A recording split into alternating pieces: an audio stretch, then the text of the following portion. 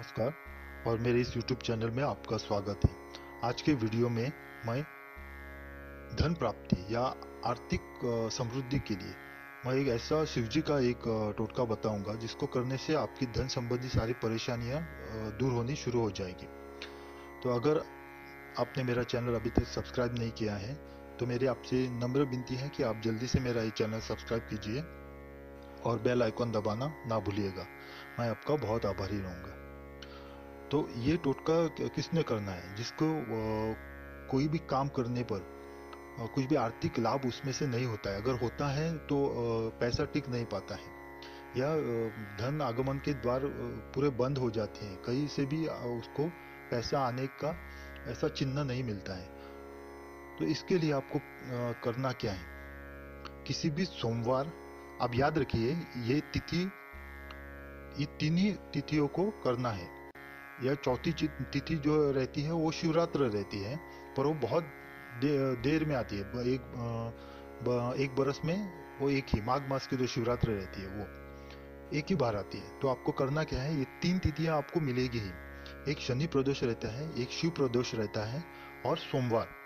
ये तीन आसानी से आपको मिल जाएगी, नहीं तो आपको बहुत देर तक रहना पड़ेगा शिवरात्रि को। तो ये तीन तिथि को आपको करना क्या है, अगर आपके घर में शिवलिंग है तो ही ये आप उपाय कर सकते हैं। तो आपको एक शिवलिंग चाहिए इसके लिए, तो फोटो से भी काम नहीं चलेगा। तो आपको करना क्या है, एक तांबे के पात्र में, एक बाजोट पे आप तांबे का पात्र रखिए। प्लेट जैसा रहता है, वो थाली जैसा रहता है, वो तांबे का रखिए। उस पे आप एक सिक्का रखिए। अगर सिक्का 10 रुपये वाला सिक्का जो बड़ा आता है तो वो बहुत अच्छा है, क्योंकि वो चाहिए ऐसा नहीं, पर वो बड़ा रहता है तो शिवलिंग उस पर अच्छी तरह से स्थापित होता है, इसलिए मैं बोल रहा हूँ। नहीं तो कोई भी सिक्का चलेगा आपको। तो सिक्का लीजिए आप, वो उस प्लेट में रखिए, आप थाली में रखिए और उसके ऊपर शिवलिंग रखिए आप। और ये आप उपाय सिर्फ जो 4 महीने के बारिश का महीना रहता है उसी वक्त कर सकते हैं। तो आपको जब बारिश जब होती है तो आप बड़ा जो प्लेट रहती है, थाली रहती है बड़ी, वैसी थाली आप लेके बारिश में रखिए। बारिश में रखने के बाद जो बारिश का पानी उसमें जमा होता है वो एक लोटे में आप जमा कीजिए, लोटे में। और वो लाके आपको ये जो शिवलिंग हमने रखा है उसमें पानी पहले से आप जमा करके रखिए। उसी दिन, एक ही दिन का, दूसरे दिन आप नहीं कर सकते हैं, वो पानी यूज नहीं कर सकते हैं। तो उसी दिन का पानी आप लाके बाद में आप एक थाली में, तांबे की थाली में वो आप सिक्का रखिए, उसके ऊपर शिवलिंग रखिए और उस पानी से आपको शिवजी को अभिषेक करना है। दारिद्र दहन शिव स्तोत्र, आप ये कंप्यूटर पे, इंटरनेट पे आप वो ढूंढ सकते हैं।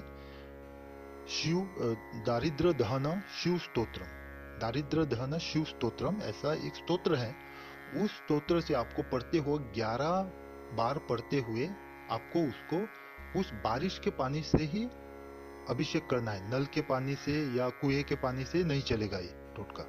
तो वो बारिश के पानी से ही आपको, और उसी दिन का बारिश का पानी चाहिए आपको।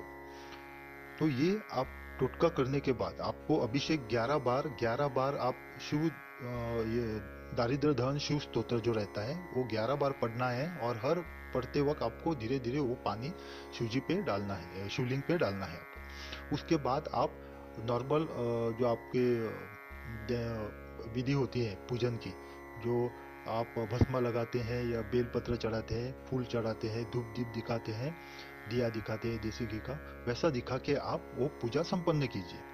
बस हो गया। अगर आप और कुछ करना चाहते हैं तो 108 बार आप ओम नमः शिवाय का जाप भी कर सकते हैं, पर ये जरूरी नहीं है, किया तो बहुत अच्छा है। तो एक करने के बाद आप शिवलिंग उठा के, आप पूजा संपन्न हो जाने के बाद आप तुरंत वो शिवलिंग उठा के रख सकते हैं आपके घर मंदिर में।